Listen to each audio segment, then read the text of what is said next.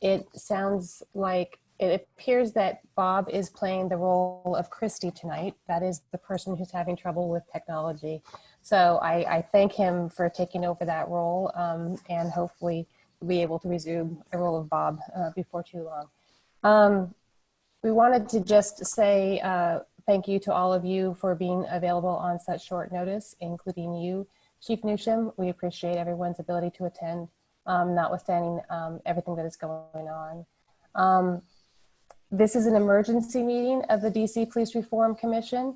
The purpose of this meeting is to receive a briefing from Chief Newsham, the Chief of the Metropolitan Police Department, on the police shooting of Deon Kay in Southeast D.C. on September 2nd, 2020, and to discuss police shootings more generally, including MPD's procedures and policies for investigating police shootings. Notice of this meeting was posted on the DC City Council website, as well as via Twitter and Facebook. Yesterday, the Commission released a statement, and I'm going to read that statement right now for anybody viewing who hasn't heard it. On September 2nd, 2020, a Metropolitan Police Department officer shot and killed Deon Kay, a Black young person in Southeast D.C. who had only recently celebrated his 18th birthday. We grieve the loss of his young life and sincerely extend our condolences to Deon's mother, family, and the community that loved him. As the facts are gathered and an investigation is underway, we call for that process to be transparent and fair at every stage so that there can be true accountability for any wrongdoing. Whatever the precise facts, this is a tragedy and underscores the importance and the timeliness of the work of the DC Police Reform Commission. As a commission, we will seek to develop solutions that will reduce or eliminate gun violence in the district, and this includes shootings by police officers. No family should have to experience the trauma and grief of a life ended by violence. Deon's death increases our resolve to get to the root causes that allow for tragedies like this and others to occur, and reinforces our commitment to ensuring effective police oversight and accountability in the district. As a commission, we also call for an independent investigation of Deon Kay's death and a commitment by MPD and the city to preserve all relevant evidence to allow for this independent investigation. We believe that an independent investigation will increase community confidence that this shooting is being addressed in as transparent and objective a manner as possible. The commission will hold a public hearing on police use and investigation of force, including deadly force, at a future date. We are also creating a portal that members of the public can use to provide information to the commission. Until that portal is created, you can send information to the commission through this email address: cow@dccouncil.us.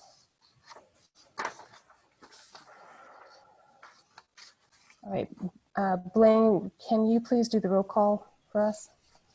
Yes, please. I will do that.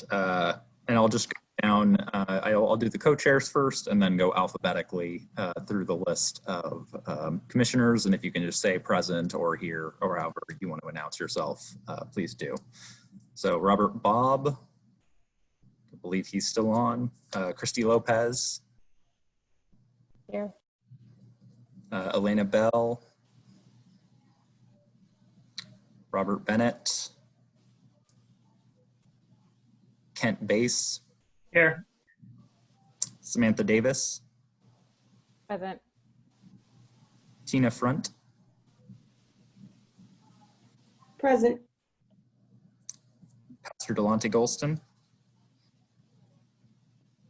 Present. Herb Gray. Thought I saw him on here. I'll come back. Emily Gunston. Present. Ron Hampton. Lashunda Hill. Present. Corey Knight. Present. George Lambert. Present. Jeffrey Richardson. Present. Naike Savain. Present. Sultan Shakir, Present. Mignon Smith, Present. Patrice Sultan, Here. and Kurt Vorndren. Here. All right, we have a quorum of commissioners present. I'll kick it back over to you, Christy. Okay, and I believe Herb Gray is also here now. Oh. Herb, can you hear us? I don't know if he's connected or not, but Okay. is present as well. Okay, thank you. Okay, so in addition to having Chief Newsham here tonight, we also have Deputy Mayor Roger Mitchell. So we are going to hear from both of them tonight. The way we are hoping to do this is to have the chief provide us some information, understanding that the investigation is ongoing, and then each commissioner will have a minute to ask a question of the chief. We will then have Mr. Mitchell provide a presentation if he would like, and then we will have the opportunity to ask him a question as well. We hope that that gives each commissioner the opportunity to ask a question if he or she would like. There's no requirement that you ask a question if you do not want to. All right, so let's start with you, Chief Newsham. First of all, we do want to welcome you tonight. We want to thank you again for accepting our invitation to speak with us and for agreeing to do so quickly. Again, as I said, we recognize that there's information you might not be able to provide given that this is an ongoing investigation, and there may be information that you don't even know the answer to yet. We do want to note at the outset that the Commission's call for, in light of a question that you provided to us subsequent to our statement, we wanted to let you know that the Commission is aware that the U.S. Attorney's Office conducts an independent inquiry of whether criminal charges should be filed in any particular shooting involving MPD police. The type of inquiry we are talking about would be what is more akin to an administrative inquiry, which would determine whether there were any violations of policy or law that should result in discipline. And our reason for doing that, and I want this to be clear to everyone, we as a commission talked about this quite a bit, is that we are not prejudging MPD systems for the use of force or for its investigations. Part of our work will be to evaluate those systems for how MPD uses force and investigates force, nor are we making a statement as a commission about this particular shooting. Our recommendation for an independent investigation is simply a recognition of the fact that there is widespread lack of confidence in policing among many communities within the United States and in Washington, D.C. in the district. There's no exception to that.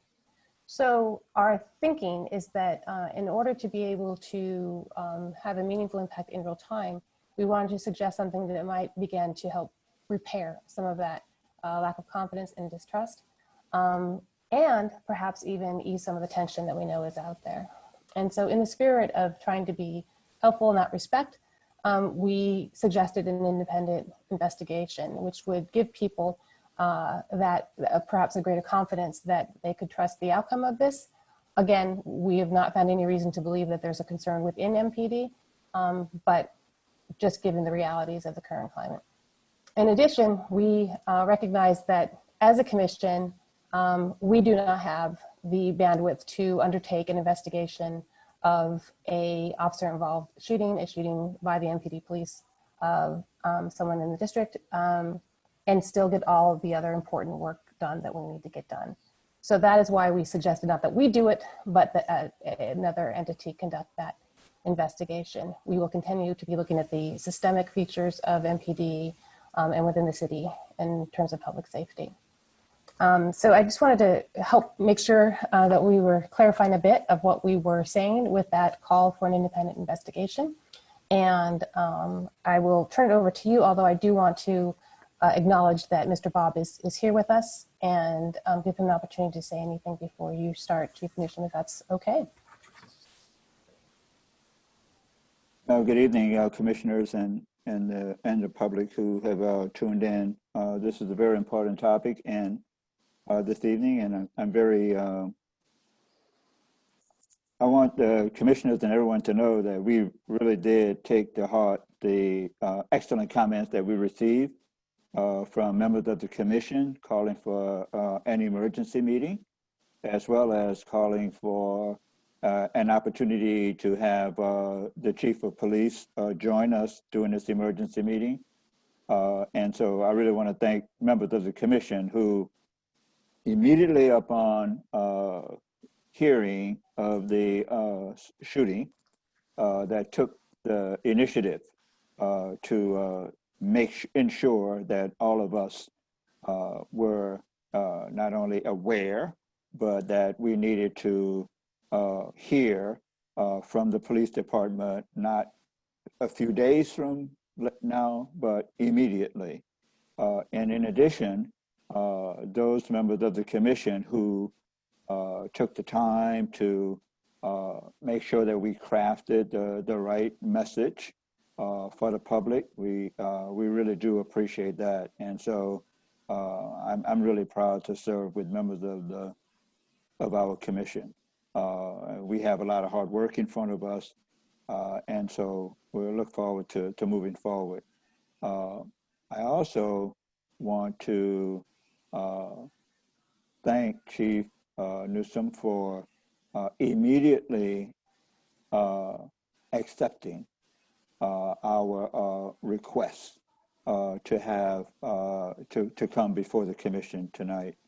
And so, Christy, I don't know if we prepared to introduce the chief, but at this point in the agenda, and I do apologize for tuning in late. I'm still working through the whole technology thing.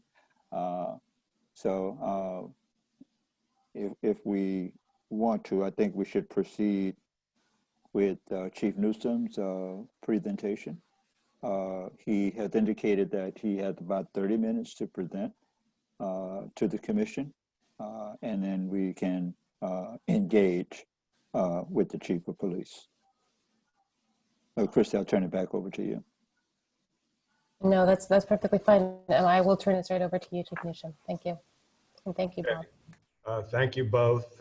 Good evening, everyone. I do think it's critically important that I make myself available to this commission for assisting you in doing the important work that you need to do with regards to policing in our city. At the end of the day, I think we can collectively agree that we want the police unit in our city to be the best in the country.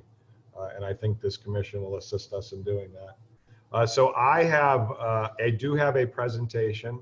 A member of my team is on the call, and she will try to put the presentation up. If that technology fails, I will ensure that you all get, in either way, I'll ensure that you get a copy of this presentation. And what this presentation will do, it's going to walk you quickly through how we got to where we are as a police department today with regards to use of force investigations, and then kind of lays out the process that these investigations go through. I know there's a considerable interest in the shooting death of Deon Kay. I will touch on that after this presentation. And then I'll also touch upon generally the state of affairs with gun crime in the city. I speak about that frequently.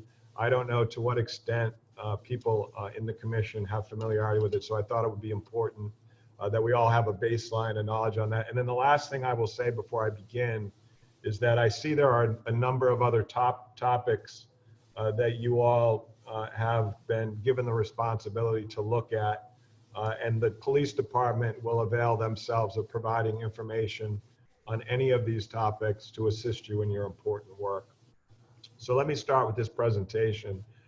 Back in 1998, the Washington Post did a series of articles about the Metropolitan Police Department, which didn't paint the police department in a very flattering light.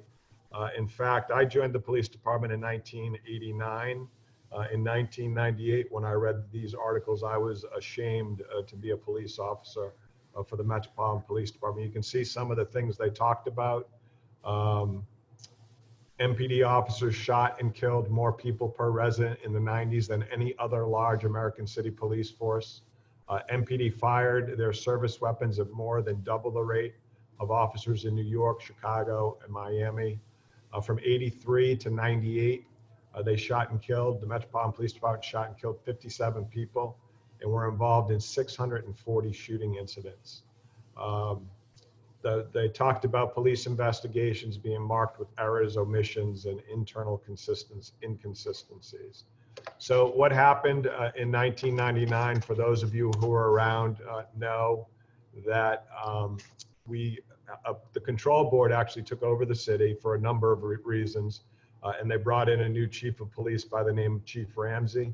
What Chief Ramsey did, which was unprecedented at the time, was he asked the Department of Justice to come in and take a look at the Metropolitan Police Department from soup to nuts, particularly with use of force.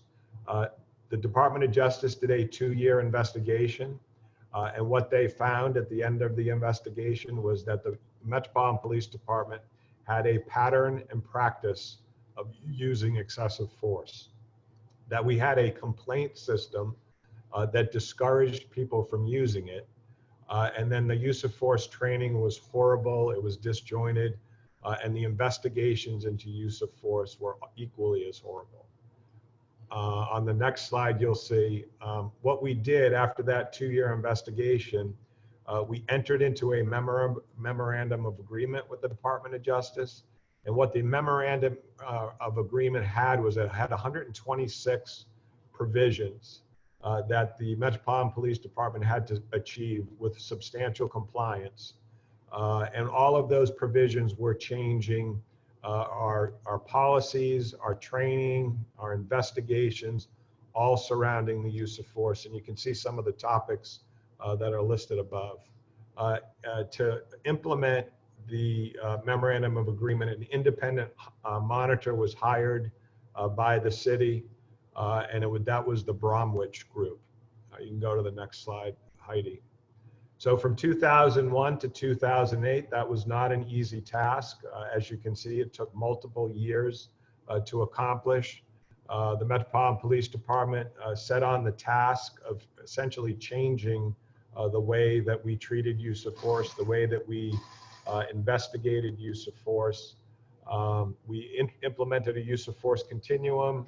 We professionalized our force investigations. We required biannual training.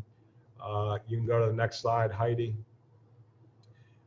These are the 20 policies, some of the 20 policies that were implemented. It goes all the way from an overall use of force order, carrying service weapons off duty, a canine order, because the use of canine was also contentious at the time, the creation of crisis intervention officers. For those of you who don't know what that is, our crisis intervention officers are officers that are specifically trained to deal with folks in our community who have mental health issues. You can go to the next slide, Heidi. So what happened is we were able to achieve substantial compliance in 2008, and you can see some of the things that were in the final report by the independent monitor, but 2008 was a long time ago. So in 2015, what the DC auditor did was she actually asked the independent monitor to come back in to take a look at the Metropolitan Police Department and to see if any of the practices and the policies that we had developed had slipped at all during that time frame. You can look at the chart below. You can look, that's intentional discharges of service weapons at persons. You can see prior to 2007 that they were pretty high. They have come down pretty drastically. I think the next page you go to will show a little bit more data.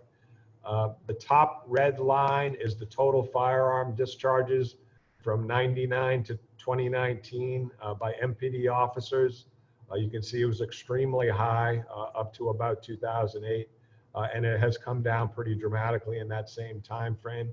And the bottom line is a line that we would all love to be zero every year, but those are people who have lost their life to police-involved shootings from 1999 to 2019. This is the things that the monitor came out. These are some of the findings. He came out in 2015. that the police department was committed to limiting and managing the use of force. MPD has reduced its most serious types of force, including firearms, even during periods of increased crime in the District of Columbia. They saw no evidence that excessive use of force has reemerged as a problem with MPD. And they found that the MPD policies were consistent with the MOA and continue to reflect the best practices in law enforcement. And now I'm going to go kind of into the details as to what happens when we do have a police shooting. So when we have a police shooting or any other serious use of force by an MPD member, this is pursuant to policy. The officers are immediately placed on administrative leave. The MPD Internal Affairs Division assists the U.S. Attorney's Office with a criminal investigation. Whenever somebody loses their life in the District of Columbia in an unnatural way, there is a potential to be a criminal penalty that is applied. And that's why this is a criminal investigation. Somebody has lost their life, and the officer who has taken their life potentially could have been involved in a criminal act. And that's why the U.S. Attorney's Office initially gets the case. They gather all the information that they need, which can be time consuming. They have to get, obviously, witnesses from everybody at the scene, look at video, get forensic information, any radio communications that may be out there, and forensic information. And any of you who are familiar with forensics knows that is not something that happens overnight. Like with regards to computers and cell phones and getting data from vehicles, depending on where that information is being taken from, that can require court orders, subpoenas, and the like.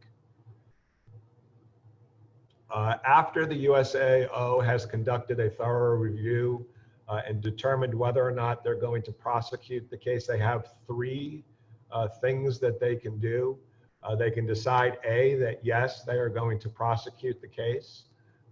They can decide, B, they're going to take the case to a grand jury, or they can decide that they're going to issue what's called a letter of declination. A letter of declination means that they are not going to prosecute the case. And at that point, it's handed over to the Metropolitan Police Department for an administrative investigation to see whether or not any of the MPD policies were violated. One of the things that was brought up in the report that Mr. Bromwich did in 2015 was the length of time it takes the U.S. Attorney's Office to get to that point, to decide whether or not to prosecute or to issue a letter of declination. In previous cases has taken as long as a year and sometimes longer than that. And that was one of the things that the report was very critical of, was the amount of time. You can go to the next slide. After it's handed over, now this is a recent change, so this is new to us. This is actually the death of Deon Kay. This is the first time that we will have, the police department will have 180 days, and those are business days to complete our administrative investigation. Before the reform legislation, the emergency reform legislation that just went into effect in June, we had 90 business days to complete our administrative investigation. Once the investigation is completed, it's handed off to our use of force review board. And the use of force review board, you can go to the next slide, has to make a determination as to whether or not policies were abided by. It has to make a determination as to whether or not the police officers' performance was sound from a tactical standpoint. It has to determine whether or not any discipline should be issued. And at the end of the day, they determine whether or not the use of force was justified or not justified. These are the people currently who should be on the use of force review board. The compilation of the review board changed in June with the new reform legislation. where the council selects some members to sit on the board and the mayor of the District of Columbia. Prior to that, the only folks on the board that sat on the board other than police officials was the Office of Police Complaints and a member from the Fraternal Order of Police. So that is a recent change with the new reform, the emergency reform legislation. I think we can go to the next slide now. This talks about what the use of force looks at, review board looks at. They look, compliance with policy, tactics, whether there are risk management issues, the adequacy of training, and then at the end of the day, whether or not the force was justified or not. And when they come, so let me just give you a hypothetical. If it comes out of the board and the use of force was justified, there's no training recommendations, and none of the other considerations need to be addressed, then that will be the end of the administrative investigation. If the use of force was unjustified, then the investigation will proceed through the disciplinary process. And I think this slide lays that out in a little bit more detail. So if an officer, if a unjustified use of force requires, or we determine that it requires the removal of the officer, there will be what's called an adverse action hearing. That essentially is I don't know if I want to call it informal trial, but it's very similar to a trial in that the police officer will be represented by an attorney from the Office of the Attorney General will represent the police department. The hearing is held before a panel of police officials, and they listen to all the information, hearsay, and there's some flexibility in the amount or the types of information that are allowed into this hearing. And then they use as a standard is the preponderance of evidence. So if there's a preponderance of evidence determines that's more than 50%, that the officer should be terminated, then the officer is terminated. After that, the officer is allowed to appeal to the chief of police. Let's say, for instance, the adverse action panel determines that the person should be terminated. They're able to appeal to the chief of police, who makes the final decision. And when I say the final decision, that's the final agency action.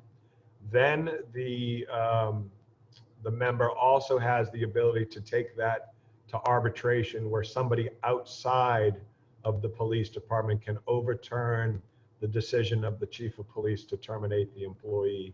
And it may be at another time when we talk about discipline, I can talk to you about some of those arbitration decisions, which are very difficult because they return very bad police officers back onto our police department. But that's a story for another day. And is that the end of our presentation, Heidi? It is. So let me talk briefly about this shooting we just had, this fatal shooting of a young man. And the first thing that I will say is, there's a lot of things that I have to do in my job that I would prefer not to do.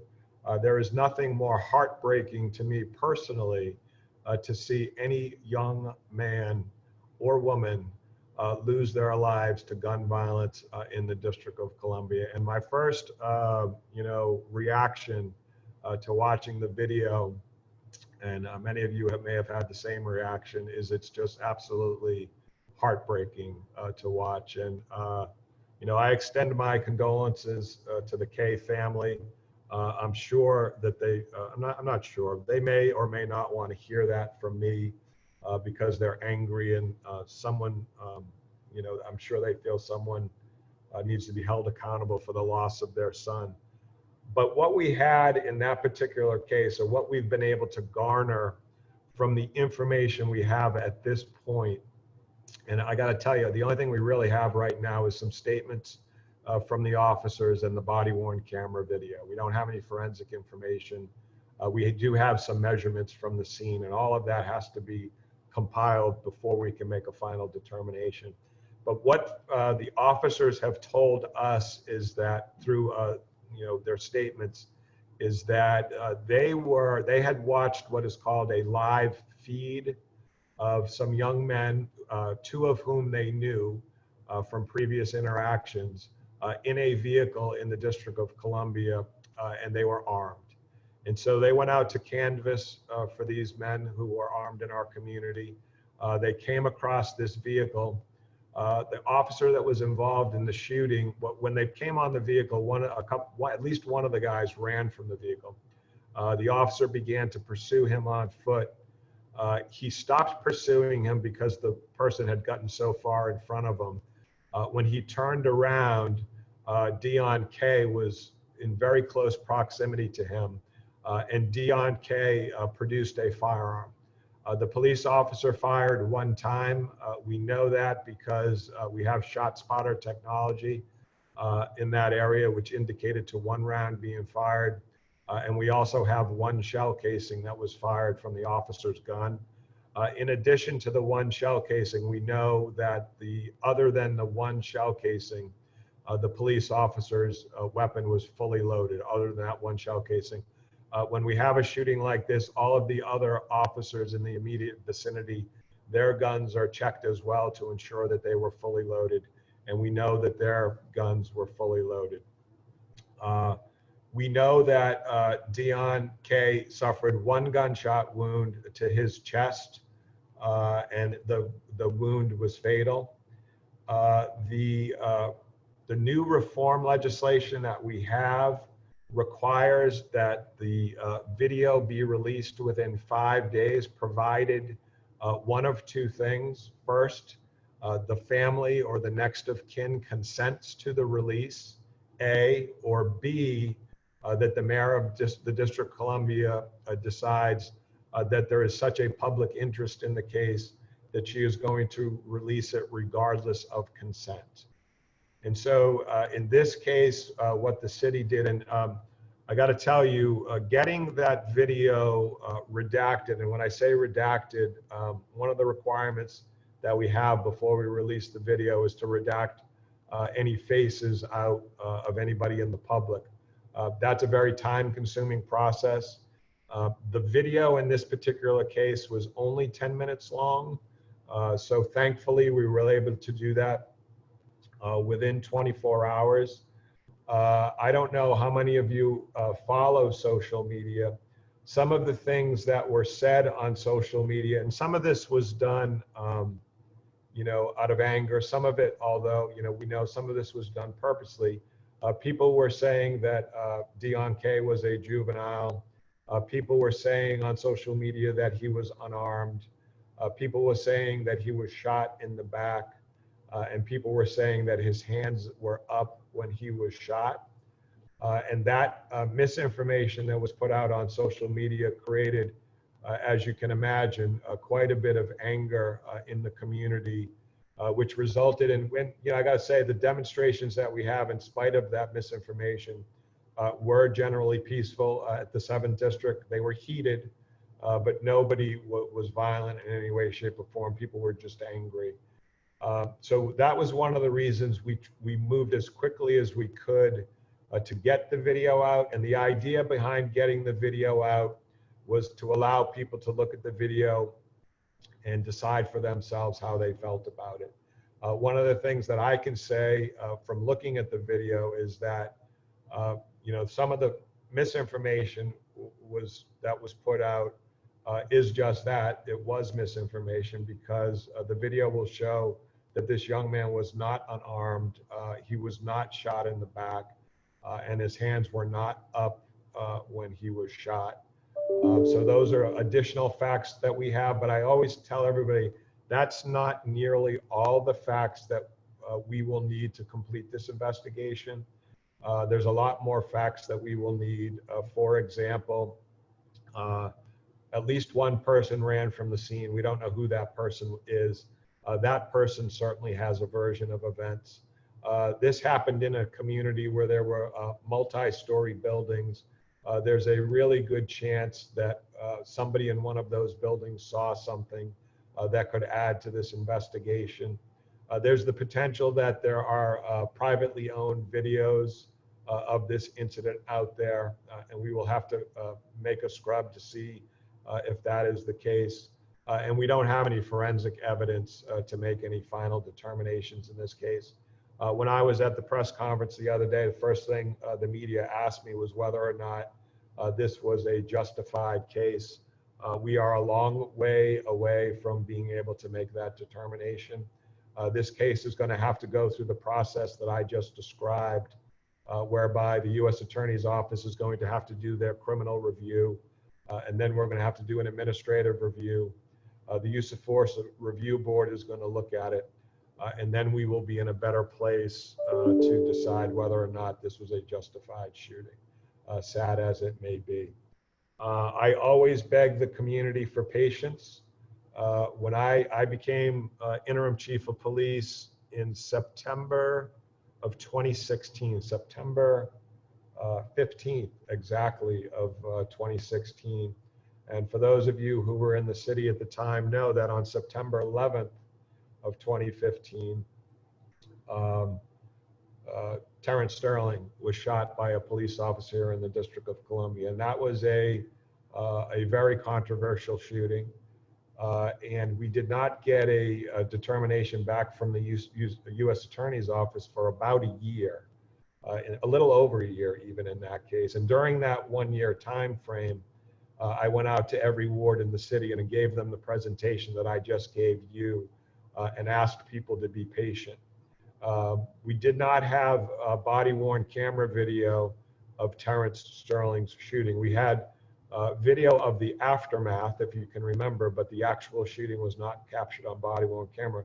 So there were a lot of people that were very angry, and I think in that case, rightfully so, because at the end of the day, that case was determined to be unjustified, and the police officer that was involved in that case was removed from the police department. The last thing, and then I will open this up to question, and I know your guys, I know your time is valuable, so that's why I'm trying to move as quickly as I can, is just to give you some sense as to the state of affairs with gun violence in the District of Columbia. So for the past 3 years, we have had pretty good reductions in most other crimes in the district. But the one crime that has continued to increase in the District of Columbia is gun-related violence. So the total number of people that we had shot as of September 3rd of 2019 was 451. So far this year, as of September 3rd, we've had 633 people that have been shot that's actually physically suffered a gunshot wound in the District of Columbia. Last year at this time, we had 86 gun-related homicides. This year, we have had 112 gun-related homicides. And then when we talk about shooting incidents, last year we had 368 incidents. And so far this year, we've had 447 incidents. And that's a 3-year pattern of increasing gun violence in the city. And that will explain why the priorities of the police department have been in recent years is to get illegal guns out of our community and to hold repeat gun offenders accountable. So with that being said, I would be more than happy to take any questions that you all might have. Do we have any, Patrice? Thank you. Chief, the public statements that you made about Deon and the evidence that you decided to disclose so far have largely emphasized why the shooting was justified and not whether it was avoidable. You've been focusing on whether it was legal and not on whether it was right. You've been focusing on whether it was necessary in the moment instead of on whether it was necessary at all. Conspicuously missing from the footage that you released is the body cam from the other officers who were involved showing the initial contact. The police report that was filed and approved, unlike any report I've ever seen, doesn't even mention why your officers were there in the first place. doesn't even say that Deon was being chased, states that the case was disposed of, quote, with an arrest. I still don't know how this escalated into an armed foot chase in a residential neighborhood. I still haven't heard what you're going to do to make people feel safe around your officers. And my question is, why are you subverting these very obvious and intense community concerns and instead consistently focusing on your own liability? I think the movement has made very clear that this is not about stop murdering us. This is about stop killing us. And this is about Black Lives Matter. And I do not understand why you and the mayor have been so incredibly unresponsive to that outcry. Well, I'll say I'm sorry that you feel that way. What we did was we provided the information and the facts that we had. We expedited the release of the body-worn camera footage. And that was to really kind of because we were concerned that the anger that was erupting over the misinformation could result in people getting hurt. And at the end of the day, I have a responsibility to ensure that the folks who live and visit the District of Columbia are safe. I think we did talk in as much detail as we could as to why the officers were there. They saw a live feed of men in our community with illegal firearms. And that's why the officers were there. I don't know what report you're referring to, the public report. 251. Oh, the 251. I don't think that 251 is inconsistent with a 251 for any other crime in the District of Columbia. 251s give very general information. We are going to be as transparent as we possibly can be in this case. People are going to differ with that, and I see that you do, and I'm sorry that you feel that way. I've read many reports that's just incorrect. Are you saying that there's no body cam from the other officers? No, we've never said that. You just said you released all the body cam, right? No, I'd never said we released. We released the body-worn camera footage of the officer that was involved in the shooting in accordance with. Why didn't you release the other body camera footage is my question. That's what people want to know about. They want to know why this happened in the first place and how we can keep it from happening again. And all you're releasing is the small snippet of whether it was justified in the moment, and that doesn't speak to the larger concern. Why haven't you released the rest of the body-worn camera footage? The entire footage of the body-worn camera of the officer that was involved is on our website. That didn't answer my question. I'm sorry, I have to insist you answer my question. What is the question? Why have you not released the body camera footage from the other officers who were on the scene that shows the full picture of what transpired? Why has that not been made public?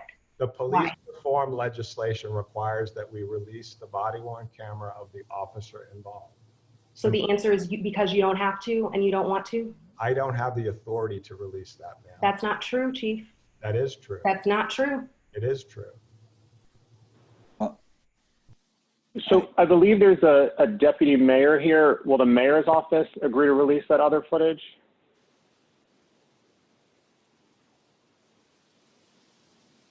So the deputy mayor, and good afternoon, good evening, everyone. The mayor said today, as part of the investigation, if it is necessary to release the other body-worn camera footage, we will.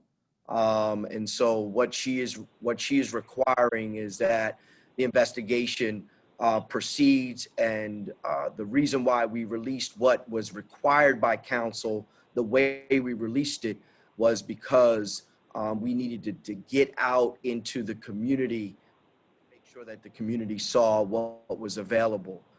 Any additional body-worn camera footage will be released at the mayor's discretion if the investigation requires it, and ensure not to limit the investigation or compromise the investigation. She is holding on to anything that she has to hold on to until this investigation is complete. Will you release it to this body under a non-disclosure agreement or some kind of protective order so that we can review the footage? I want the footage. So I appreciate that, Ms. Sultan, and I don't have my general counsel here to be able to respond to that appropriately. I don't know if I have the authority to promise you that, but I think it's important for people to see the full context. I was speaking to some people last night. The YouTube is very difficult to see everything. And if you're relying on that YouTube video to do a frame by frame, it's very difficult to see. It's very difficult to see where the gun ends up and where the gun is coming out of his hand. And so I suggested to them that in the meantime, that footage be added to another platform where you can do frame by frame so that you can get visibility on that. So to answer your question directly, I can't make that promise to you or this body now, but I will absolutely take that back to my legal counsel and then get back to either Christy or Bob in regards to that. We have both. We will definitely follow up on that question. By what date? Well, before our next, we'll follow up before our next meeting. Absolutely. I mean, I think the question you raised is an important question.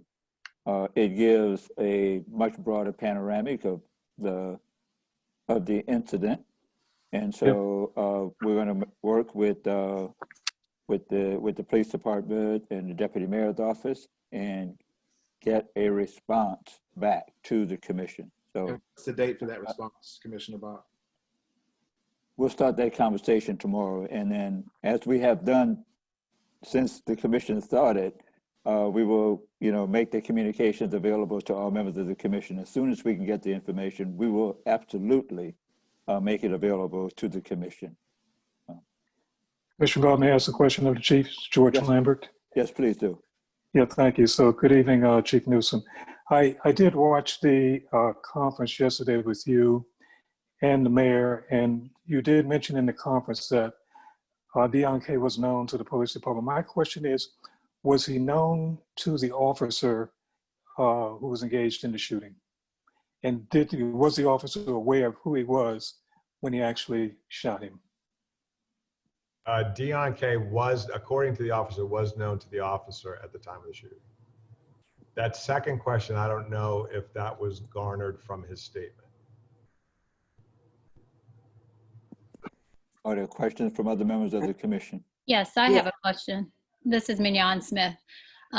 Chief Newsom, how far was the weapon found from the body? So we measured that and it was 98 feet.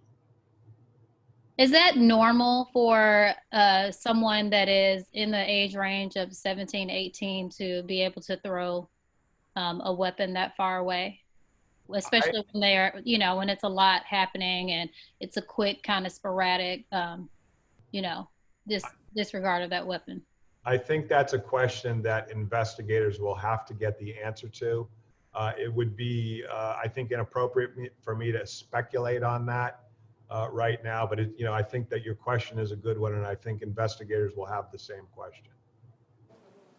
Yes, I'm sorry, I had a question. So my question is, will we be able to see the officer who did the shootings records? That is a legal question that I don't know the answer to. I can tell you when we looked at his records, the only one that I'm aware of at this point is there was a complaint filed at the Office of Police Complaints and they dismissed it. So Chief, with us wanting to have transparency, and I thank you for using the word transparency into the community, we wouldn't be able to just take your word for that. We would have to see what those other things were. So I'm sure that's something that we can find out on the legal matters if we'll be able to see his full records, because if we're saying that Deon was known to the police, then we need to have his accountability as well. I think that that's a good inquiry, and I do think that if the commission is going to make an evaluation of this, or if they want to see all of the information, that you should be entitled to see those things. I agree with you. Thanks for that. Thanks for that comment, Chief. Other questions? Yeah, if I may ask a question, Chief Newsom. I got a concern when I looked at the news statement you said Deon was a known gang member. And the concern is in DC that we don't have any gangs in DC. So that's kind of like, you know, how we label and, you know, justify the things that's going on in DC, that we don't have gangs. The other one is, I think we are really requesting the footage of the body cam because as I continue to look at this footage over and over and over again and stop and pause it and look at it, it's just, you know, it's so heart wrenching, you know, to me. But for y'all to say the gun was 98 feet, you know what I'm saying? And to look at the toss of the young man's hands with the gun, I think the other body footage will show that gun should have been by his side if the officer discharged a shot in his chest when the young guy held his chest. Like it just doesn't match that we're saying that he threw the gun 98 feet and he grabbed his chest at the same time and that gun went so far. Like I know I'm not the only one that's kind of, you know, baffled by 98 feet. And I mean, it's just like the community and everybody's looking at this, you know, we saying 98 feet. And I'm like, this has to be somebody pretty strong with a pitcher's arm to have to, you know, throw this gun this far. So, you know, I think it is that it's important that we look at the other body cam footage so we can see the other angles of everything that took place. So yeah, I think the way that I would reply to that is I appreciate your reaction to the video. Like I said, I think that is a question that will have to be answered during the course of the investigation. The deputy mayor has already indicated that he's going to see whether or not this information can be made available to the commission. I think under a non-disclosure agreement is probably a good idea. And I think that if that can be accomplished, I don't think there's going to be any objection. Certainly no objection for me. But I again, you know, people want to say I'm being dishonest. I don't get to make that decision. And there's some limitations in what within the investigation, what can be provided to the general public. And we need to be mindful of that. And let me tell you, I wish that we could release everything right now. But we have an investigation that needs to happen. And that's why, you know, Mr. Bob and Ms. Lopez working through your counsel legal to work with the EOM to see whether or not this body gets access to those types of materials in an active investigation is going to be extremely important. And I know we have Blaine on here that can kind of run that down. That's gonna be important, particularly if this body is going to be involved in responding to any other, you know, serious use of force and is going to want access. We need to clear up the legalese surrounding getting this committee or commission that access that they're asking for. Thank you, Dr. And Mr. Mitchell, can you share? Shakir? Sure. I was just going to ask, can Mr. Mitchell or Blaine share the legislation that prohibits the chief from releasing that footage? Because if part of this commission's task is to look at everything from use of force to police and schools to legislation, I think looking at legislation that prohibits this footage from being released would be pretty important. Yeah, I'm happy to share the body-worn camera section of the code as well as the rules that are in the DC regulations and any general or special orders that MPD has issued regarding body-worn cameras. And again, let me be clear. What is required to be released has been released.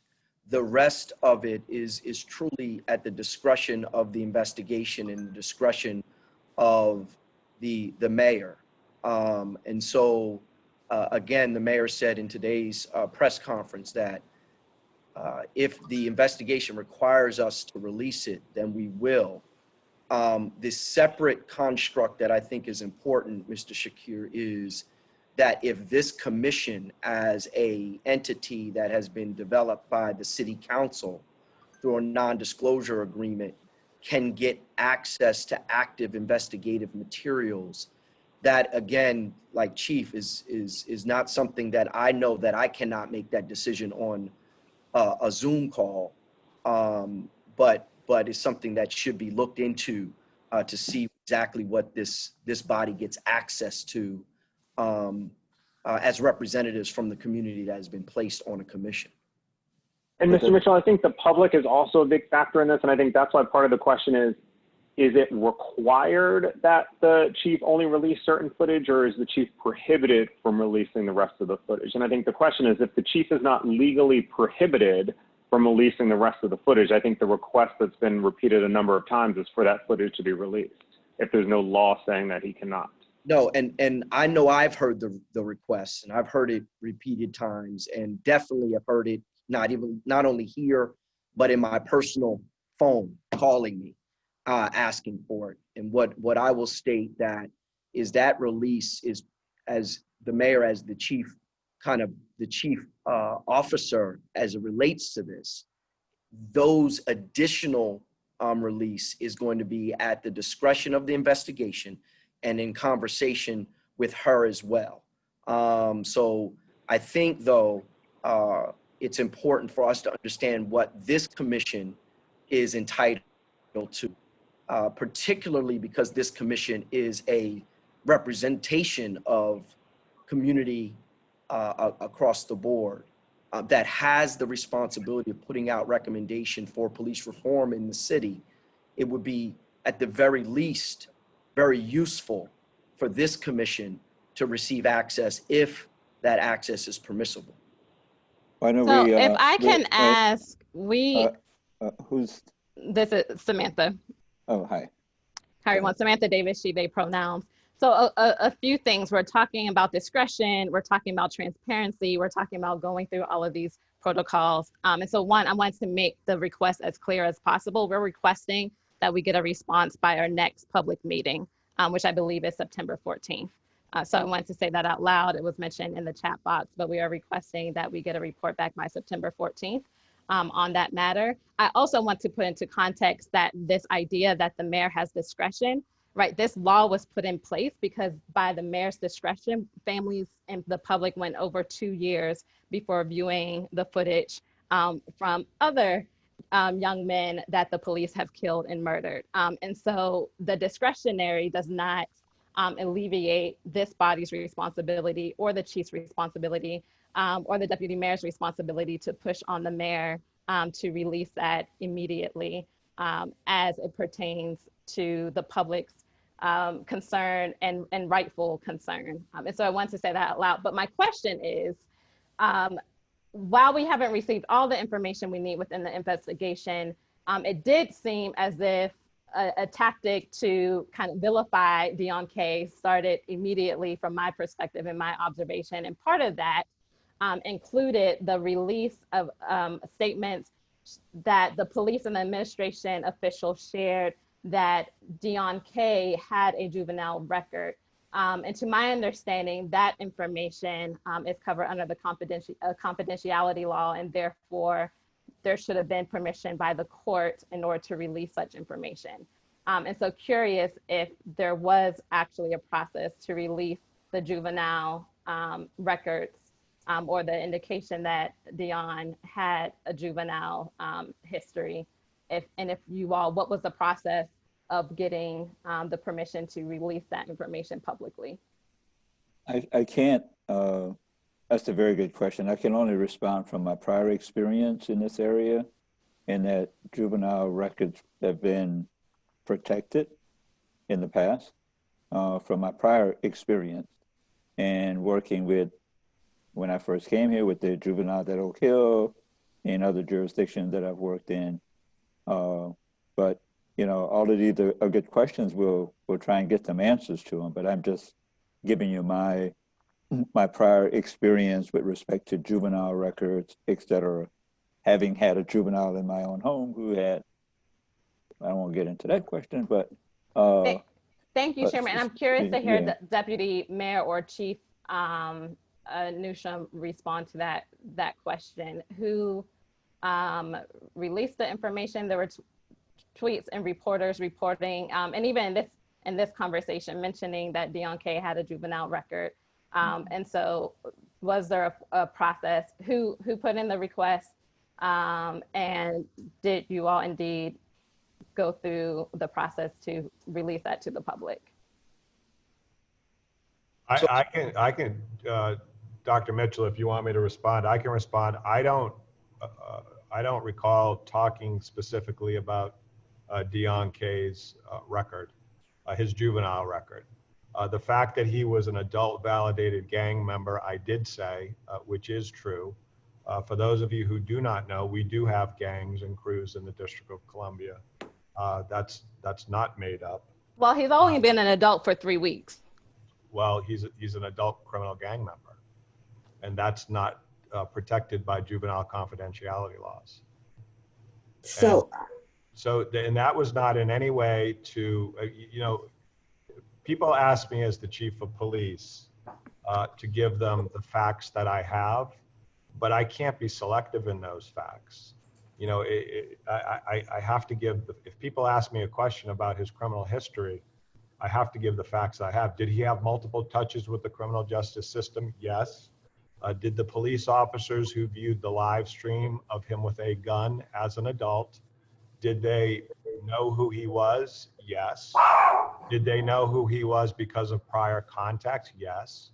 So no one's trying to demonize anyone, but what we're trying to do is we're trying to be as informative and transparent as we can with regards to the questions that we get. Hey, So George Lambert again, just one final, not question, but comment to the chief. So Chief, it's this is a priority, but it is so unfortunate we're starting off our engagement with you on this. But what I do need to say, we want to have many more conversations with you. I need to know more about the training. I need to know more about de-escalation. And so just want to be on the record. This will be the first of, I'm hoping will be several conversations with you. That's why we're here. That's why we've been appointed. We really want to unpack and understand it all. So just want to be on the record. Look forward to more conversation from us with you. I have to say I look forward to it too. I don't think we're going to move forward as a city unless we work cooperatively together. I do understand that there's a lot of passion around the loss of a young man in our city at the hands of the police. I know there's anger and emotion that's associated with that. And the way that we can collectively move forward, I think, is to appreciate where each other is coming from. So again, I want to thank you all for your work. Hey, I think I don't want to cut the conversation short, but I do think that with the number of committees that we're putting in place, we will definitely need to be intimately engaged with the police department, with the chief in his office, with the deputy mayor's office, and with other district agencies. And as our commission members have stated on more than one occasion, the transparency of our work and how we report out to the community, whether it's good, bad, or indifferent, whether we have disagreements with it, but the information that we provide to the community does have to be very transparent. One of the questions that I've always wrestled with over the years when we've had officers involved shootings is the length of time that it takes to conclude these investigations, whether it's the U.S. Attorney's Office or the police department. And, we can make mistakes by moving too quickly, but we don't give confidence to the community when a tragedy or a shooting of this nature or other natures have taken place, and it's a year, 6 months to a year before we know the outcome. And the other point that I'd like to make that I've, again, based on my own experience, is that the community always wants to know almost immediately, and I think it's important, what is the police officer involved in the shooting, whether it's tragic or not tragic, what is that police officer's, what has been the disciplinary record?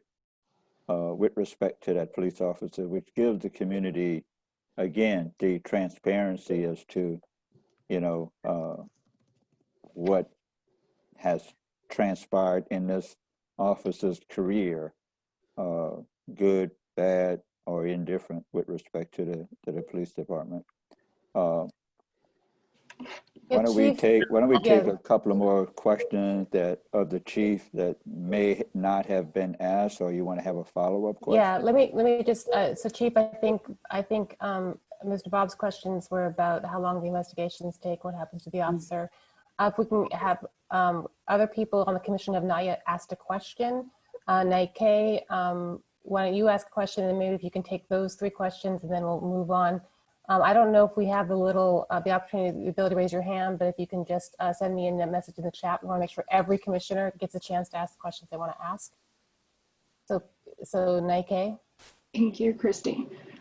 First, Chief Newsham, I just want to say that your insistence on calling Deon Kay an adult validated gang member, and all of your descriptions of Deon as an adult male, not a juvenile specifically, are attempts to dehumanize him and make him seem like a threat. Black children and teenagers are routinely perceived as older and more threatening, and clearly puts their lives at risk. To be clear, all Black lives matter, whether adults or children, including people who are known to the police, and none of those things justify a loss of life. Your attempts to vilify and adultify Deon Kay makes all young Black people and children less safe.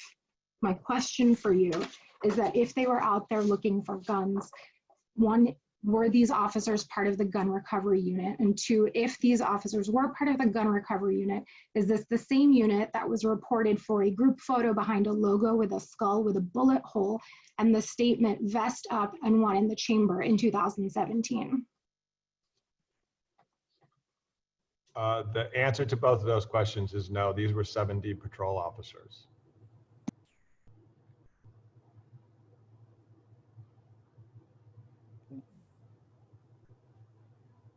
May I ask a pastoral care question? Yeah, Pastor Deon Kay. So I'm very aware that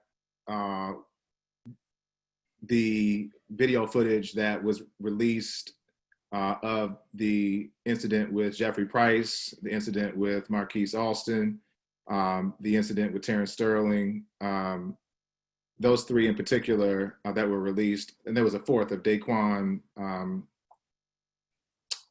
oh Lord, I'm forgetting the young brother's last name, but the young brother named Daquan. Young. Daquan Young. Daquan Young, thank you. I received phone calls when the videos were released. I received a phone call from the Price family in particular, and then confirmed with other families that none of those families, though they had advocated for the release of that footage for years, were notified when the actual videos were released.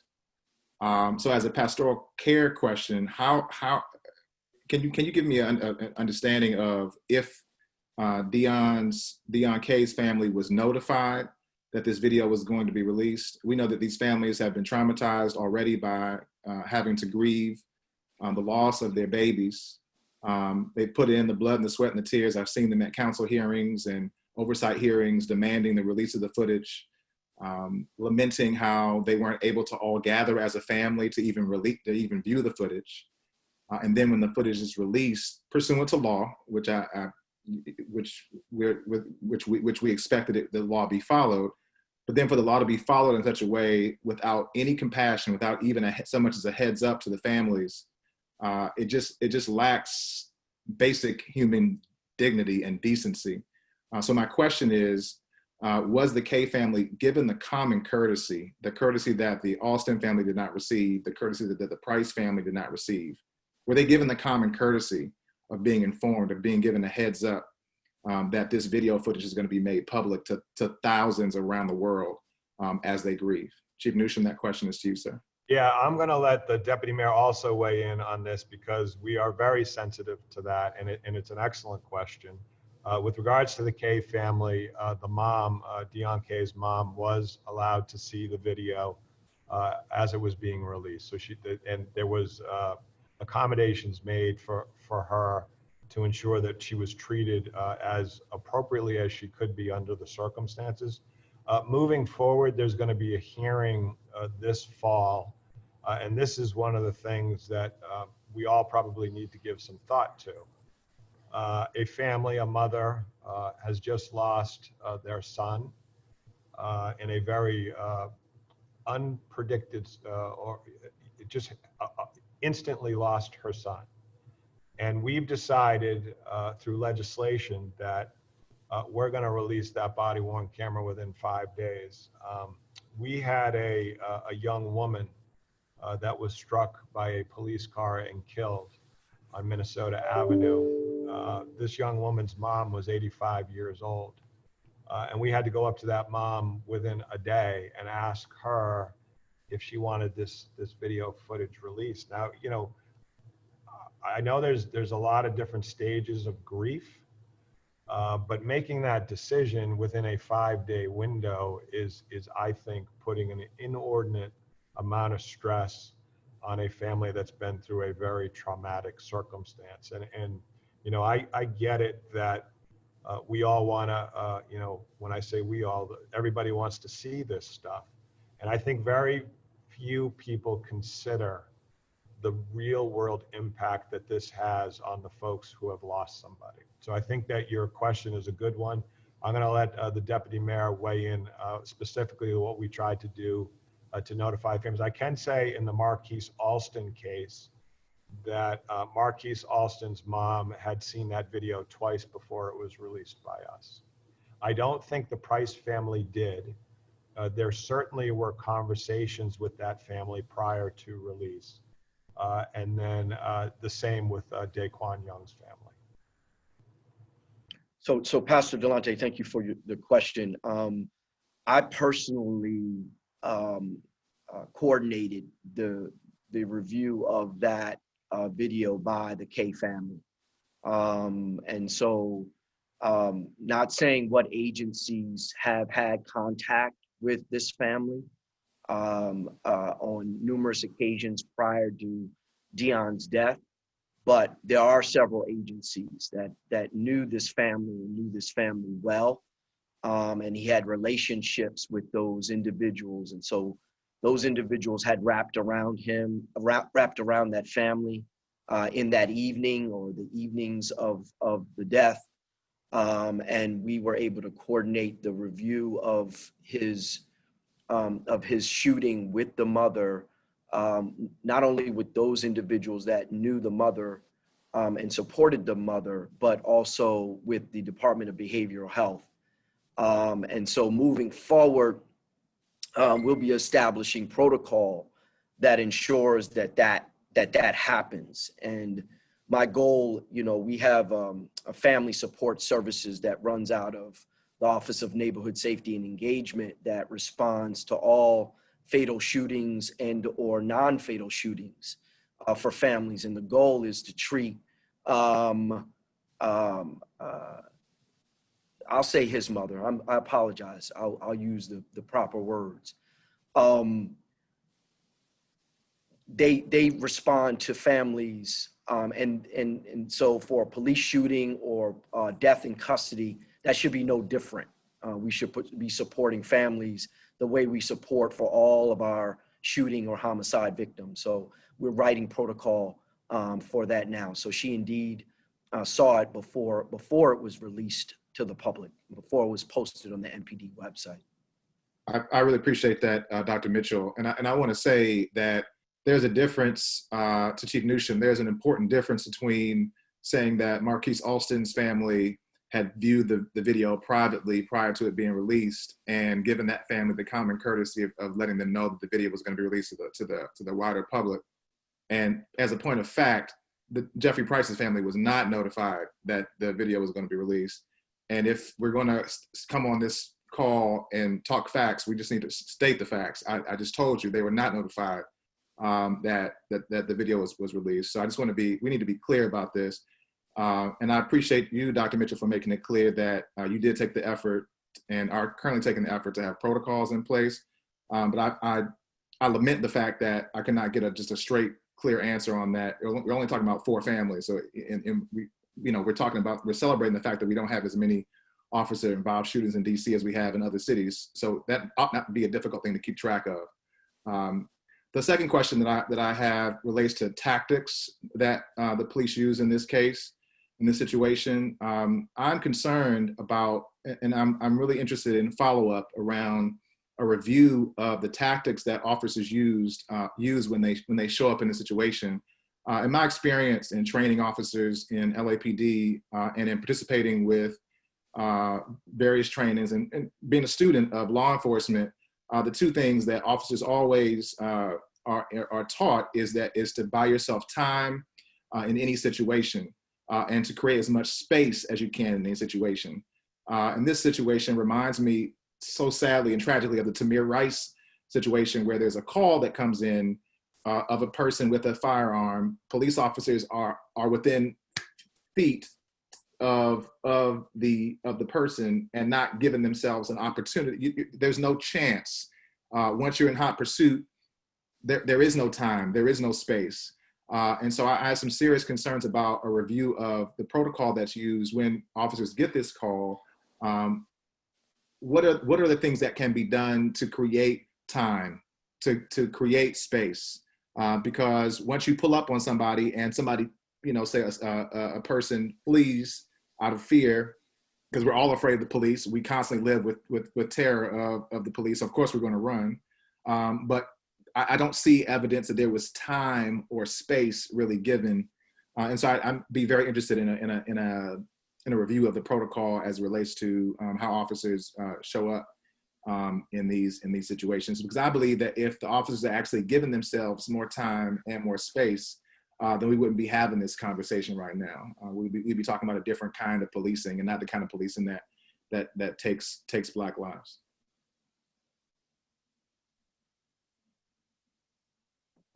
I think. Yeah, so I think the question for the chief is, will this inquiry include a review of tactics that were involved to prevent that, what we could often call the final frame moment? I think it's an excellent question. I also just want to, Tina, I know had a follow-up question just to clarify. And I want to just make sure there are no other commissioners who, please raise your hand now if you're a commissioner and you have a question. You have not, especially if you have not asked one yet. I will respond real quickly to that. The Use of Force Review Board, one of their mandates is to look at the tactical approach by the officers. And as you know, the Use of Force Review Board has been expanded with members of the community and with members that the mayor has appointed. Thank you, Chief. Tina, do you want to ask your question, your clarifying question? Yes, just quickly back to the gangs versus crews.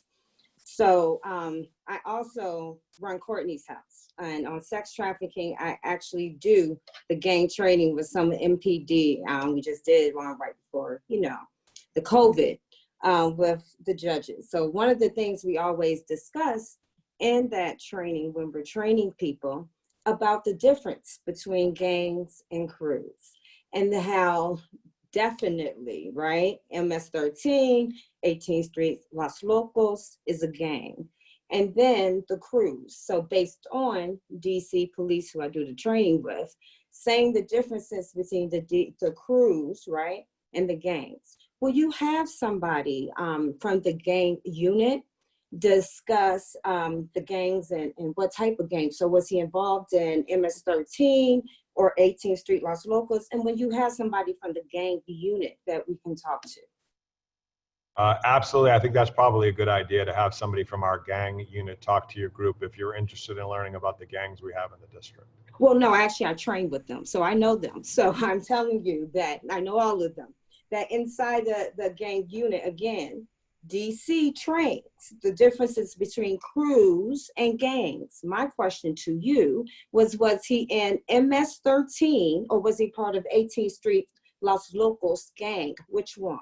I'm not going to mention the gang that he was in, but the gang that he was in used gang in their name. Well, a lot of them do. They say gang, gang. They say 18th Street gang, gang, but they're known as crews. See, the difference between gangs and crews, I'm sure you know within the unit because we trained with your unit. The difference between, and I also like to talk about that because I'm not sure DC actually has an actual gang unit that's funded, but one of those things is this. Gangs are organized. We all know that. Crews are not. And most of the crews have gang in them, but they're known as crews to the police. And that's from actually a DC police training, gang training. So I just wanted the clarity on that. Yeah, I think that, like you said, it's a good idea to have the gang unit come in and give you a definition. I'm not sure exactly what your question is. The group that the young man was associated with had the moniker of a gang. All right, I think that's, yeah, I think Tina's point is that the moniker of gang that may not meet the definition of the city's own definition of a gang, and the question is, does that make a difference in how we approach these issues to reduce gun violence and reduce harm to people? We have some pretty violent street crews in the District of Yeah, so that's just what I think we need to learn more about. I think is the underlying yeah, issue. I think you know, we're getting into semantics when it comes to gun violence in our city. Yeah. So we're over time. I want to make sure people have an opportunity to ask questions, and I appreciate that the chief has stayed longer than we initially scheduled this meeting for. I just want to say then quickly, if I have a moment, to say, you know, I think, Chief, what you're hearing from is a lot of not only people who are really invested in these issues, but have a lot of expertise in these topics, and I hope that the city and the police department appreciates that. That can be of tremendous value to the city. I was reminded during the conversation that of the saying that police often say, just because you can doesn't mean you should, recognizing that the law allows a lot of policing that's unnecessarily harmful, right? So just because the law lets you do something doesn't mean you should do it. And the inverse of that, of course, is also true. Just because you don't have to do something doesn't mean you shouldn't do something. And I heard that coming through when people were talking about the need to have access to some of this information. And I really liked what Mr. Shakir said about how it's what we have access to, but part of it is us trying to figure out what the public should have access to, what the pros and cons of that are. So I just want to make sure, I want to check in with the commissioners and with you, Chief, and make sure we're on the same page. Yeah, Christy, I think I didn't get to really talk about the legislation on the release. Where we landed with the body-worn camera was there was significant council hearings about body-worn cameras and the release and protection of privacy. And where they ended up landing with regards to police shootings before the emergency reform legislation was that the mayor would make the final determination on the release of that video in consultation with the United States Attorney's Office, the Office of the Attorney General, and the Metropolitan Police Department. So for every police fatal shooting under that law, when that was the law of the land, there would be a communication shortly after a fatal police shooting with those entities. Oftentimes, I think every time that we had a fatal shooting, the Office of the Attorney General and the U.S. Attorney's Office both advised the mayor not to release it. And in spite of that advice, in some of those instances, she released it anyways because of the concern in the public. And so it may be helpful to the group to hear from the Office of the Attorney General and the U.S. Attorney some of the complications that can arise in an investigation when that video is made public. When we landed with the new reform legislation, that is a requirement, and it's very specific, that the officer involved body-worn is released within 5 days, provided that there is consent by the next of kin. And then the mayor can override that consent. So if the family does not consent, if the mayor finds it a matter of great public interest, then she can release it anyways. And I think that's the current state of affairs under the emergency legislation. Right, that's helpful. Thank you. Can I just finish just let me finish my thought when the chief broke in. So I think that that's really helpful, and I appreciate that. And I raised that, and I do want to let Deputy Mayor Mitchell talk about what the actual responsibility is. But I raise it for two reasons. One, I just wanted to check in and make sure we're on the same page.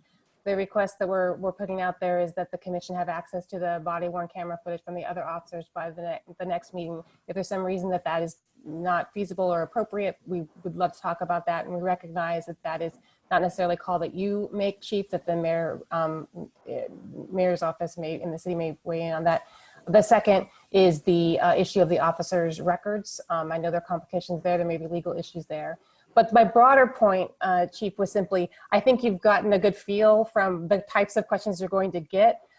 This commission is going to be interested in sort of what the rules and laws currently are, but our whole mission is to figure out what they should be. So we're going to be looking for what should the answer be, not, you know, what must you do, what can you do, but what should we be doing to have a good system of public safety.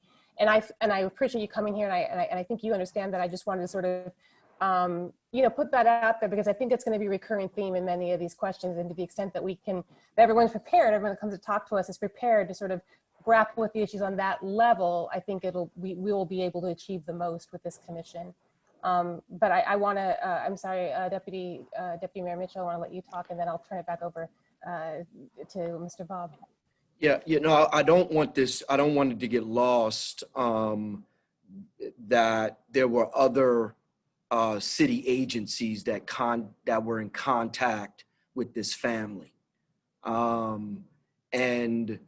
I sit as the chair of the Violence Fatality Review Committee for the district. That's my hat as the chief medical examiner before. I've been now part of this, now the interim deputy mayor. And that's really one of my big concerns, is not just how, and I know this is the Police Reform Commission, but what other reforms need to be made across all of our agencies that come into contact that may have had even a better opportunity to prevent things within those individuals that either are perpetrators or find themselves victims of violence in our city. And so I would ask that, and would be a partner in that, with this commission, to talk also about when our young people, our families, our communities are being serviced by other parts of the government, and how those other parts of the government can do better to service our community as well. So I just wanted to kind of add that so that that becomes part of, know that that's part of the discussion that I'm having, where I'm sitting, and willing to have that discussion with this group as well. Yes, I think tonight has been a very an excellent discussion, and I want to thank the police chief, the chief of police, as well as the deputy mayor for being forthright and taking the hard questions. But most importantly, I want to thank members of the commission, because these, you know, the commission members are made up of individuals who are deeply engaged and involved in the community at various levels, and bring, you know, different perspectives in terms of what they see in their communities, in their organizations. And so as we move forward with our committees, it's really going to be important that we partner, you know, with the mayor's office, with the chief of police, but most importantly, that we as a commission never ever stop asking the hard questions. That's the only way that we're going to be true partners, and to ensure that there is transparency as we go forward. I really don't want to dismiss the hard statistics with respect to gun violence in our community that was part of the chief's presentation.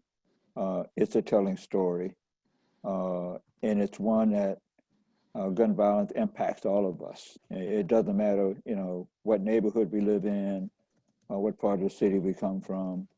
Gun violence is a significant issue, but also transparency in terms of how the police respond to gun violence is something that we as a commission and as a community overall, we really need to get to the heart and soul of how those interactions occur. Also, you know, we there's some information that's been brought to our attention by members of the commission that we need to bring answers back to the commission at its next meeting with respect to, whether or not the body worn cameras from the other officers, will that information be available to us? And I think, Mr. Deputy Mayor, what you've heard is that, we're prepared to sign, the non-disclosure agreements as whatever agreements that are in place to ensure the confidentiality of that information or whatever information is required. Christy, I would think that we should, once we have our committees organized, we should make that information available. The committee, then the committee members available to, the deputy mayor, to the police chief, et cetera, because our committee members will be working very closely with those agencies, and we will need a considerable amount of information if we're going to serve the community and we're going to do our jobs that we've been appointed to well. Sorry, I know that we've gone over time, but I did have one last question for the chief before we lose him. I didn't hear any mention of a 911 call, and what you've reported is that the officers knew Deon and they saw some video online alive of people in a vehicle with a gun. And as I'm sure you know, in this country, having a gun just in and of itself is not necessarily an emergency in that moment. Was there a reason to believe in this particular situation that there was an emergency occurring, that it was imminently going to be used? Because if the goal is to remove guns from the street, wouldn't it have been safer for officers to go find him? They clearly knew how to find him and where he lived, to speak to him in a less urgent situation, to try to investigate and remove the gun rather than responding in an emergency and ending up shooting and taking his life. Yeah, I don't think anyone had the intention of taking anyone's life. I think the officers went with the intention of getting illegal guns off the street. That's not my question, Chief Mearsham. Would you let me finish my answer, please? Go ahead, Chief. Okay, thank you, sir. So what I am relaying to you is what the officers relayed in their statements. And what they said in their statements is that they had a live stream video of at least 2 men whom they know from prior contact that were in illegal possession of firearms in our community. And they went to interdict those firearms. So again, I refuse to address or to identify Deon as a man, because as I said before, your continuous desire to adultify him makes him and all of the children of the district who are Black less safe. So this teenager had a gun, allegedly. Was there some information or indication that he was about to shoot someone with it? Because otherwise, your highly trained officers, I'm assuming, are good at investigating and could have found that gun or other guns in a safer, less urgent situation. I think. And to add on that, how would they know the gun was illegal? How to find him? You can't get you can't carry a legal weapon if you have certain charges on you. So that's how the officers would know it's illegal. Yeah. So does that make sense to you? If you know the person and you know that they would be prohibited from carrying a firearm, then you would know it's illegal. Yeah. I have I know we're short of time, but Chief, I'd like to ask a couple of quick questions, and from what I just heard, and this is with respect to the body-worn cameras. As I understood, the prior legislation required information or a review by the Attorney General's office with the U.S. Attorney. Was that process more efficient, less efficient than the current process, which then requires that the legislation, that the body-worn camera information be released within a short period of time, and are those other agencies still involved and engaged in that discussion? There is, so the information is being shared with those agencies, but they're not in the decision-making process with the change in the law, if that makes sense to you. The decisions on the release were being made within a couple of days. And I think that, so I think from an efficiency standpoint, if you're talking about timeliness, I don't think there's much of a change. Because as soon as we had a police involved fatality, the OAG, the mayor, the police department, and the USAO were engaged on trying to make that decision. Okay, and then my final question, the civilians who are now appointed to, is it the police review board or shooting board? Yeah, it's the use of force. Yeah, yes, sir. Use of force review board. Have those civilians, members of the community, been appointed to that board as? They have not. So that's one thing that the commission may want to kind of poke and ensure that that occurs. Thank you. If I can, I'm sorry, before we close, if I could just ask a quick question around accountability. We've been talking a lot specifically about the Deon Kay case, and we're talking about transparency. And my question is more so directed to Deputy Mayor Mitchell. With the history, Chief Newsom kind of laid out what I heard was a consistent history of the violence and harassment that MPD has caused the Black community in DC throughout its history. The 20 years of dedicated reform that has seemed to fail. MPD use of force, according to the Office of Police Complaints, between 2015 to 2018, the percentage has actually doubled. And there have been multiple deaths at the hands of MPD in Black communities. And so I'm curious, at what point does the executive intend to review not just MPD, not just Deon Kay's case, but also whether or not Chief Newsom is fit for this position? Well, I think the mayor is clear that Chief Newsom is her chief of police. She's clear on that. She's not entertaining any constructs to remove Chief Newsom. So she's clear. That is not unclear. As it relates to the future of policing in this city and in this country, I think the formation of this commission is evidence of the not only the need for change, but also the fact that there will be, very intentional recommendations that come out of bodies like this. The law that was just changed that the mayor signed, the emergency legislation, and then new legislation that will become permanent legislation, is proof that there is change and codified change that's happening surrounding policing in this city.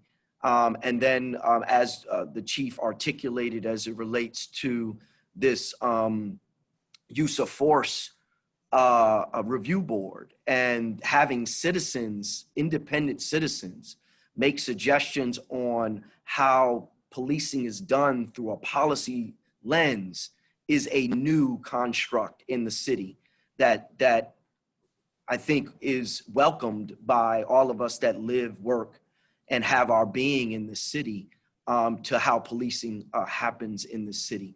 The Violence Fatality Review Committee that I just spoke of just started, that looks at all homicides and suicides in the district to make recommendations as it relates to this. So, and then my point before that, if as we reform policing, we have to reform access and sustainable access to everything: education, economics, housing, healthcare, and criminal justice. Anybody that knows me knows that I believe that violence, whether it's police involved or not, and I happen to be, an expert on deaths in custody and wrote the paper on how to uniformly investigate deaths in custody from a medical examiner standpoint. Those are symptoms of the larger system of inequity, and inequity across financial and economic lines, but specifically structural and institutional racism. And that structural institutional racism needs to be brought down on every front. But that is law enforcement and criminal justice, although a big part, is only one part of how structural racism affects our access. And so we're going to be operating, as far as I'm concerned, in this seat, talking about how access to education, economics, housing, and environmental health also plays its role in community. So I know that's probably not all that you asked. I hope that I answered your question, but that's what I would have to say to your question. Deputy Mitchell, I just Christy, I think that, you know, we've, Shonda, I have a question if I could ask, please. yeah, please, can we just, you know, keep it real short? Yes, my question is actually quite short, and it's to the chief. My apologies if I overlooked this in your response to Nike, but was there a 911 call that prompted the police to respond in this incident? My apologies if I overlooked that in your response to Nike. I don't believe that there was, no. Thank you. I just want to acknowledge, Mr. Mitchell, your recognition of the systemic racism that we are clearly fighting in every aspect of our society, and to remind you that all of those things that you want to invest in require money, that money that could be found from MPD's budget, since we've clearly established that, you know, they haven't been able to make the progress that they would have liked to have made over the past 20 years.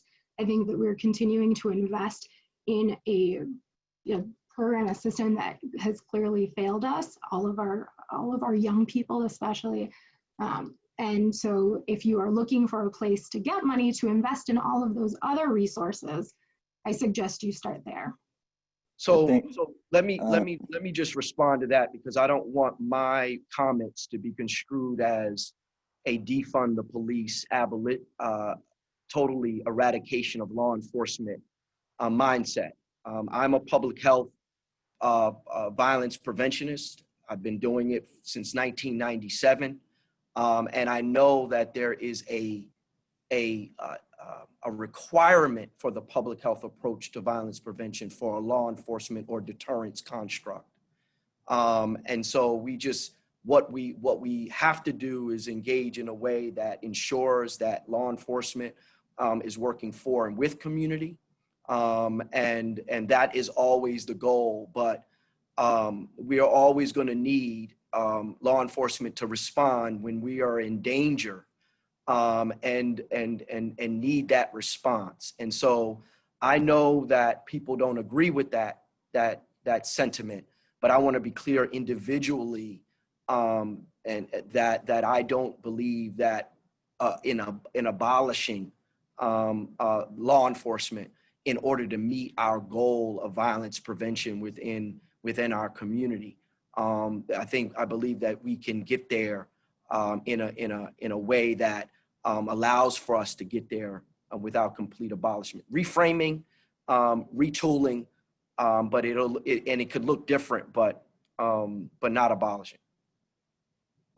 Thank you, Deputy Mayor and Chief Newsom. My closing comment is that addressing the issue of institutional racism as part of your platform, I think it's housing, it's all of the other issues, but in communities, particularly in urban communities, the institution of policing is a significant part, plays a significant role in how a community views, with respect to institutionalized racism, because, it's the men and women in blue, fortunately or unfortunately, sometimes in people's hearts, souls, and minds.